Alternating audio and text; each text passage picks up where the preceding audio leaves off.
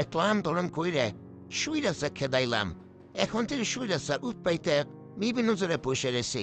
কখন কি করোনা গড়ায় বোঝায় মুশকিল।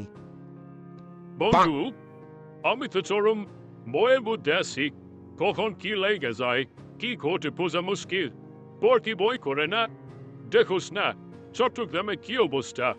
সাইফুল ইসলাম ভাইকে শাহাদত করে ফেললো ইসকন নেতারা, ইসকন সন্ত্রাসীরা।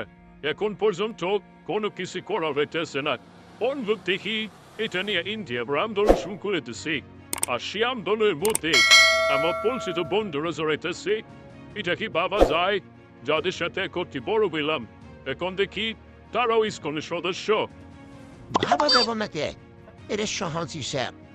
যাদের সাথে ইসকন প্রেম আছে, ভারতের সংস্কৃতি আছে, তাছাড়া আমাদের সৌরচারিত সেখানে অবস্থান করতেছে। বিভিন্ন মন্ত্রণা দিয়ে এদেশে পুষিং করতেছে যাতে দেশ শান্তিতে না চড়ানো যায়। তাছাড়া এই দেশে তো এটা তার অভাব নাই। এখন তো আনাচে কানাচে বসে রয়েছে। এরকম ঘটনা আরো ঘটবো, সেই দিকে কিন্তু আমাদের সদর থাকতে লাগবো। এটা মাথায় রাখিস। বন্ধু, কি আর বলবো, এসব নিউজ দেখলে রাতে ঘুম হয় না। মাঝে মাঝে মনে হয় আমরা কি নিজের দেশে আবার পরাধীন হব নাকি? এইটা একটা পোষা কথা কইলি। আমরা পরাধীন ছিলাম, এখন স্বাধীন হওয়ার চেষ্টা করতেছি। এইটা মাথায় রাখিস।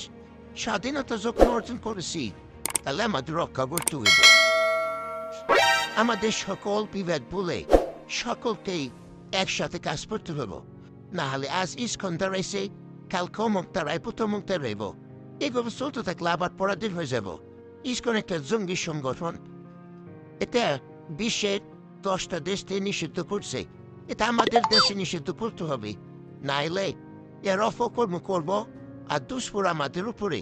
এটা চিহ্নিত একটা জঙ্গি সংগঠন, এতদিনই প্রমাণ হয়ে গেছে। এখন শুধু সময়ের দাবি এটা বাংলাদেশে নিষিদ্ধ করা হোক।